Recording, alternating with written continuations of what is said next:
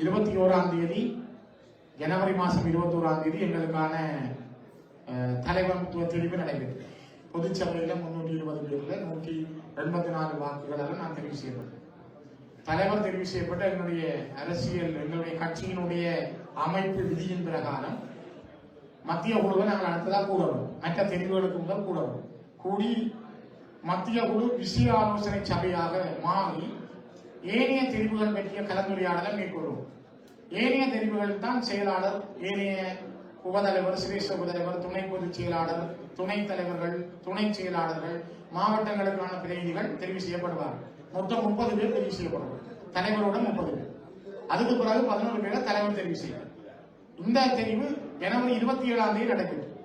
27ஆம் தேதி விஷய ஆலோசனை சபையாக கூடி இந்த தெரிவு நடைபெற்ற பொழுது அதனை கொண்டு போய் பொதுச்சபையிலே சொல்லப்படுகிற பொழுது பொதுச்சபையில குழப்பங்கள் ஏற்பட்டது.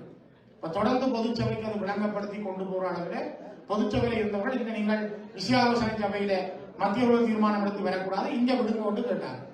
ஆனால் அந்த குழப்பத்தை தீர்க்க முடியாமல் இருந்தது. என்றால் நான் பொறுப்பெடுப்பது என்பது ஏனைய தெரிவுகளும் முடிந்த பிற்பாடுதான் முறைப்படி பழைய தலைவர் என்னிடம் அந்த பொறுப்பை தரவும். இதுதான் உலகால வளமை. அது யாப்பு விதியும் அதுதான். ஆனால் அவர் தருவதற்கிடையே குழப்பங்கள் அதிகரித்ததால் அந்த தெரிவுகளை, அந்த மாநாட்டை ஒத்திவைத்து ஒரு குழப்பம் இருக்கிறவர்களிடம் ஒரு ஆலோசனை நடத்தி அதற்கு ஒரு உடன்பாடு எட்டுவதற்கான முயற்சிகளை மேற்கொண்டோம்.